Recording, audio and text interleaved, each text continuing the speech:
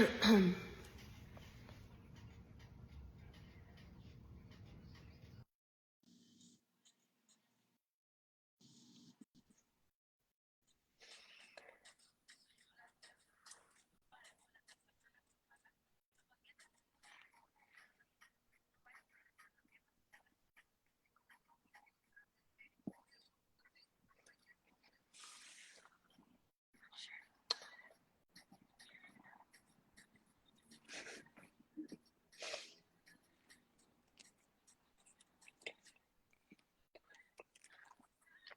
think she has to be watching. That's what it is. Oh, okay.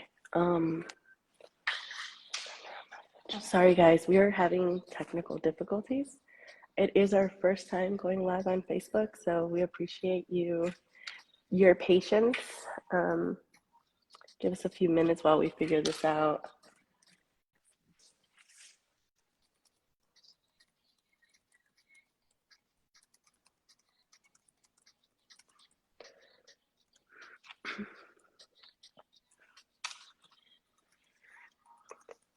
And if you guys can give me a few likes, if you guys can hear me okay, just at least so I could check that part out.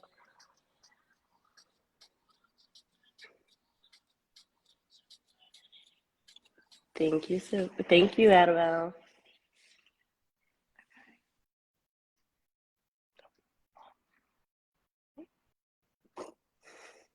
She got off.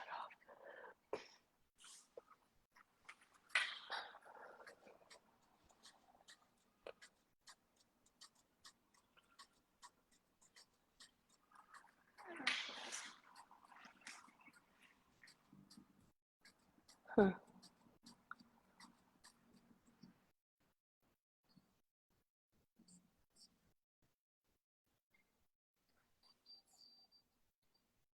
There. Hi, Nelda.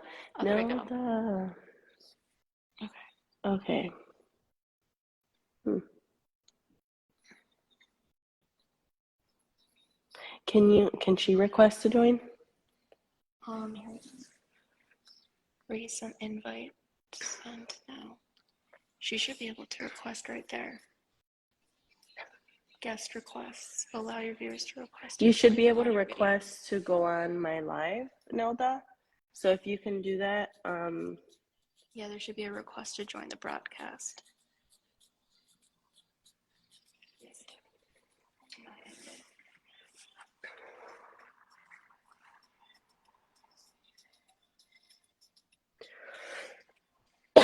I'm sorry, guys. I'm a little sick, but we're working through it.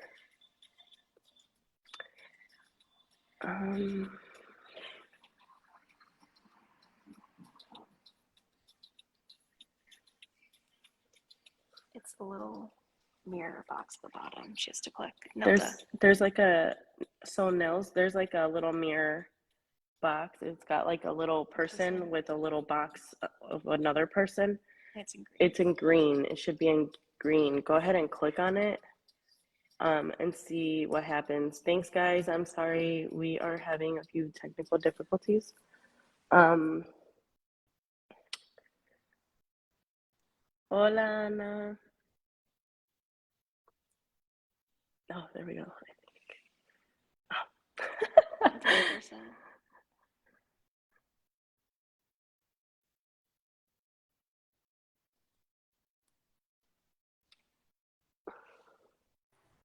Oh, there you are. So give me 1 second. I had to get on my phone. Hold on. No problem at all. Sorry about that, guys. This is our very first live, and so we're just trying to figure it out. So just give us a few minutes, and then we'll get into like all the juicy stuff.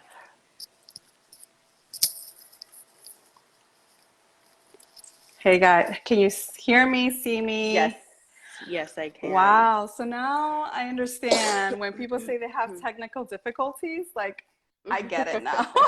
Like, yes, no judgment at all now. So I was originally like on the desktop, and now I'm just gonna do it on the phone. We're just gonna do what we need to do, Yeah. We're Next just gonna time roll with the punches. we Yeah. are, we are. Well, So, thank you everybody for joining us on this beautiful Friday. We really appreciate you. This is our very first live, as I said, and we are going to be talking about taxes and um, self-employed borrowers, and how do you qualify for a loan. I am Leslie. I am a licensed lender in Illinois. I work for Fairway Lending. And I have Nilda here. hi, I'm Nilda Ortega. I am an IRS enrolled agent, and I'm also owner and founder of Excel Tax Solutions. So, thank you guys for joining us today, and thank you so much for being patient with IT issues, but it's all good now. So, first and foremost, what we want to do say is that the information that Leslie and I are going to provide today is basically just going to be general information. We're not going to provide any individual tax or lending advice. And if you wish to receive that kind of information, we prefer that you seek out a professional, either a loan officer or a tax professional that can answer those questions for you. But we're not going to answer any individual scenarios today. So as you guys know, obviously the topic is, if you are self-employed and you want to qualify for a mortgage, like basically what do you do? So three major things we're going to cover today is one thing that I am going to talk about is what I see on my end on the tax side is that a lot of times, business owners really don't report a lot of net profit. And then Leslie is going to talk about, on her perspective as a lender, basically when she gets those business tax returns or the Schedule C and she sees that net profit, she'll talk about what happens with that. And then lastly, I will talk about, the proactive steps that self-employed borrowers can do before they try to qualify for a mortgage. So first thing first, we want to define what being self-employed means. So basically self-employed means if you have a trade or a business, you are a sole proprietor, you are an independent contractor, like if you receive a 1099 NEC, and that is reported basically on the Schedule C. Here's my Schedule C, and which is part of the 1040, okay? So this is considered, the 1040 is considered a personal tax return, but if you are like a single member LLC, sole proprietor, you receive a 1099 NEC, the business income goes on the Schedule C that gets filed with the 1040. Now, there are other business structures. We do have the partnership that gets filed on the 1065. We have the corporation on the 1120, and we have the S Corp that gets filed on the 1120S. For the purposes of this discussion, we are only going to talk about Schedule C. We are not going to talk about the other business structures, okay? So we all love examples because, it makes it easier to understand. So today, we're going to talk about Bruno. And this time, we are going to talk about Bruno for our Encanto parents out there that we know that song gets played 24/7 in our house. We don't talk about Bruno. But today, we are going to talk about Bruno. Mm-hmm. So basically, on the Schedule C, there are three numbers that are really important. The first number is gross income, and that is line 7.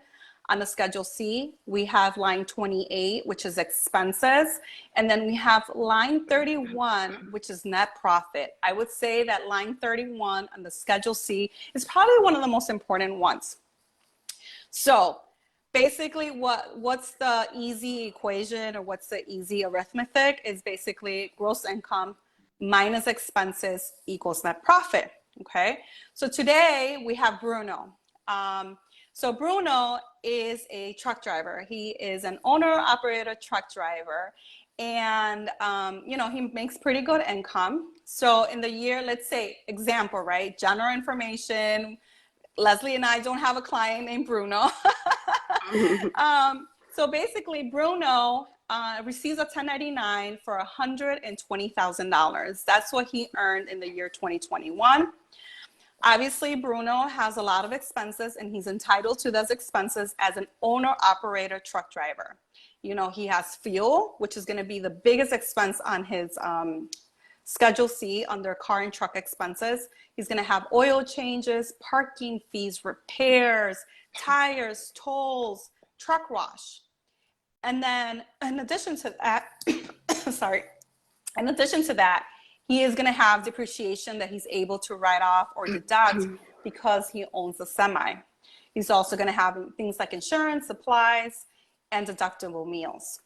So if we add all those expenses, we can say generally that he can claim about $75,000 in expenses, you know? So if he has a gross income of $120,000 reported on his 1099, and he has expenses of $85,000. So what do you guys think the net profit is? The net profit is $35,000. Yes. So, you know, so let's say that Bruno's like, okay, I already filed my tax returns. I'm ready to go buy a house. And he's like, I make six figures. I know I can qualify for a $500,000 home. And then he goes to the lender, and all proudly he goes with the lender and he's like, hey, I filed my tax returns. I'm ready. Leslie, in a situation like this, I'm sure you see this often, you know, especially for self-employed borrowers who make six figures and their net profit is not six figures. You know, what is it that you guys advise or do, or what are the steps that you guys take to try to get that borrower to qualify? Well, that's a great question. So first, I always ask for 2 years of tax return. I need to see what they're making. So their net profit, I'm going to ask for a loss and profit sheet, which that is together with their taxes. And from there, I'm pretty much going to be able to see if they qualify. So in Bruno's case, he does say that he makes $120,000, and he'll call me and say, hey, Leslie, like, this is what I make a year. And I'm like, yes, this is amazing, Bruno. Like, let me see your taxes, because then I'll be able to see what how much he deducted off of there. So the main reason why people deduct so much is pretty much so that they won't have to pay as much to the IRS. So the way that affects them, though, is that on paper, it shows that they don't qualify for a $400,000 mortgage or a $200,000 mortgage, because they are taking so many deductions. And on paper, it just doesn't look like they're making $120,000. So what I like to do is I like to educate my borrowers with in advance. So I'll talk to them before, and I will ask them most of the time for their tax preparer's information. So what we do is I'll let them know, like, next year when you, in Bruno's case, I'll let him know, next year when you file, I'm gonna need you to not deduct as much and to start claiming that you're actually getting more, or, you know, having those gains. And so, yeah, I mean, that's pretty much it. We want to make sure that every year he's profiting more. So I'll just ask him for those taxes, and I'll talk to his tax preparer and let him know what the goal is. So Bruno wants to purchase a $500,000 house. This is what the numbers need to look like on my end to be able to approve him. And then from there, his tax preparer will make those numbers work. Of course, on his end, there's more things that need to be done. And what are those suggestions that you would give Bruno, Nova? Okay. So one of the things that Leslie mentioned that is a requirement are tax returns. So for the self-employed borrowers who have not filed, that's probably the first thing that you need to do. You need to be in compliance with IRS, and you need to file those tax returns.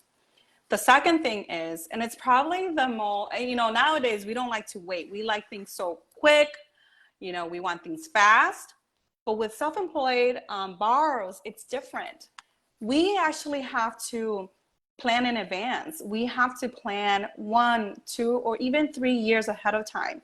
This is why. So Leslie indicated that she needed those tax returns, right? So let's say in the year 2022, you started your business and you're not making really any much income. Then, a loan officer like Leslie is not going to be able to help. I'm sorry, she's not going to be able to qualify you for a loan. So we're going to need 2 or 3 years, right? So, you have to start reporting some net profit. Your business has to be profitable. If you're constantly declaring losses, then I don't think you can get that $500,000 home. Yeah. I mean, in reality, you have to be truly realistic. But Yes. but for let's say people like Bruno, self-employed borrowers who do make 6 figures and do not claim a net profit of 6 figures, if I were to be working with Bruno in the near future and he would say, hey, I want to buy a home or qualify for a loan or buy a home or refinance, I would say, hey, you know what? In the next year, in the next 2 or 3 years, let's soften the pedal on some of the tax saving strategies that we've done in the past. So that way we have a little bit more net income, okay? That will be in accordance according to what he or she wants to qualify for. The other thing too is that, as you guys know, that if you claim more net profit, you have to pay more in taxes. So besides saving money for that purchase, the closing costs, the earnest money, I'm not a realtor, I'm not in that, but you guys know what y'all need to save for. But for the taxes, the net profit, that means you're going to have a higher tax balance than what you're used to. On the federal side, you're going to get taxed on the taxable income. That's going to depend on your tax bracket. You're also going to have self-employment tax, which is 15.3%. Then for those of us that live here in Illinois, we also get taxed, and that is 4.95%. Those are very general numbers. Obviously, that is not taking into consideration your marital status, dependents, exemptions, deductions, none of that stuff. But, the big takeaways is 3 things. One is that you need to become tax compliant. Second is that you do need to plan ahead and talk to your tax professional and talk with your lender and have them all be on the same page. So that way we prepare accordingly. So, if the goal is to purchase a home or refinance in 2 years, then we have everything in order. And then last but not least, obviously save for those tax balances. Now, Leslie, I know that there's other issues that self-employed borrowers may come across. What are some of the things that you as a lender at Fairway can possibly help self-employed borrowers? Right. So one of them can be, there's a few of them. One of them can be credit. So your credit does have to be at a certain standard in order to qualify for a home. And fortunately here at Fairway, we have a credit tool that helps out anybody who has a little bit of problems with their credit. I mean, let's face it, we're all human, right? So another thing that we ask for as lenders, actually, I forgot to mention earlier, is I will ask for your bank accounts. So I do need your bank statements, personal and business. And if you are interested in a mortgage as a self-employed borrower, you will have to have enough funds in your personal account in order to cover that down payment and closing costs and all of that. So another issue that I have noticed that self-employed borrowers come across is, unfortunately, a false pre-approval. So because calculating self-employment it's not difficult, but it's also not easy. You do need to know what you're doing, and us as lenders, we're all human. Everybody makes mistakes, and in the case of Bruno, there has been cases where Bruno's given a pre-approval, and him and his realtor are out looking for houses, and they're driving around all of the Chicagoland area, and they're spending their gas and they're spending their time only to put in an offer. The offer is accepted, and come underwriting time, they're not approved. And underwriter just shuts it down on them. And the reason for that is because it's a false pre-approval. The numbers were not calculated correctly. So there's a program here with Fairway. It's called Fairway Advantage. And the great thing about that is that I get a second pair of eyes looking at it, but not only that, it's basically a commitment, by like a commitment letter saying that the borrower is pretty much good to go. So it's better than a pre-approval. At that point, we're just basically missing the address for our borrower. Mm-hmm. And I know one other thing too that I often see as, with my clients who are self-employed is that sometimes, we do have borrowers who are self-employed and then the spouse does have a W-2. In that scenario, what do you recommend or what do you advise for in a situation like that where they are married filing jointly and the spouse, doesn't make a whole lot of money to substantiate a large, mortgage? Yeah, that's a great question. I love W-2 employees. It's pretty much cut and dry with them. But I love the challenge with my self-employed borrowers. So those are always fun. We have to peel them like an onion, right? One layer at a time. And but what I would say to that is, in that case, I would just be adding the W-2 employee's income onto the net profit for the self-employed borrower. So it's always great to have more income. Nothing wrong with that. I'm not going to complain about that at all.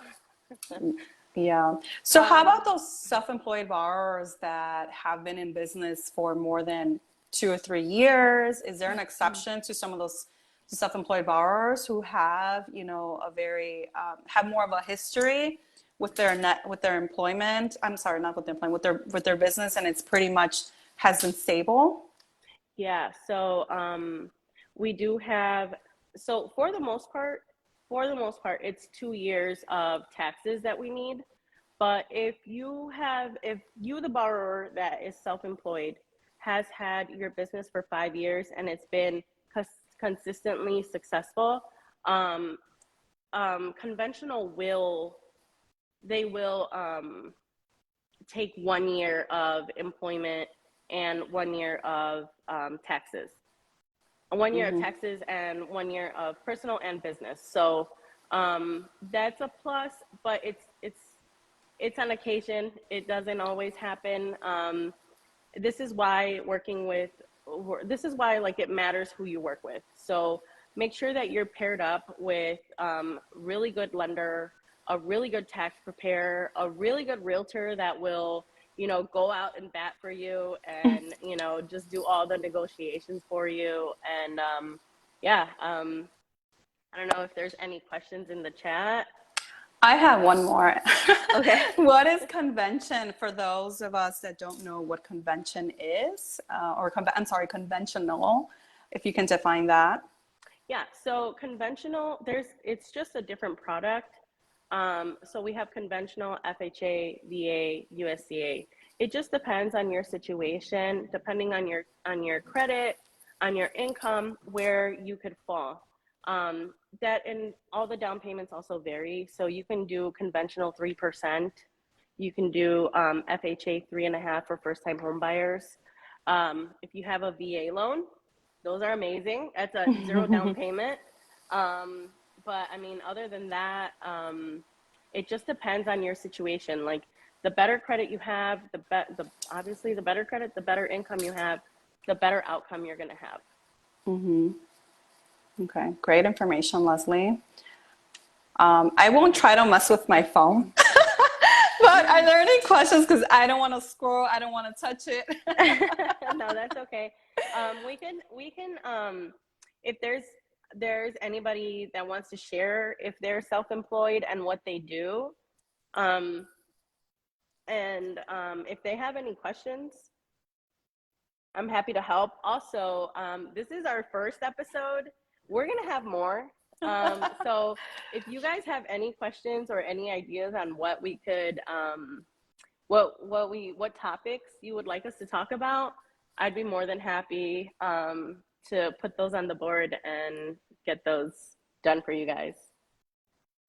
We also plan to do them in español to, reach our Latino community, porque ellos también necesitan saber esa información. So we're also going to have these in Spanish. It's just better for us to have one all in English and then have another one that's all in Spanish. 100%, yes.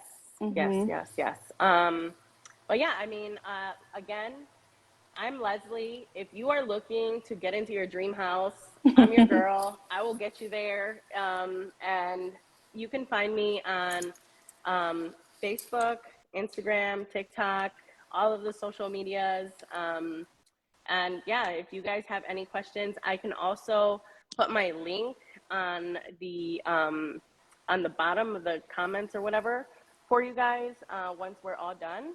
And if you guys have any questions, just let me know. And Nilda, how can we find you?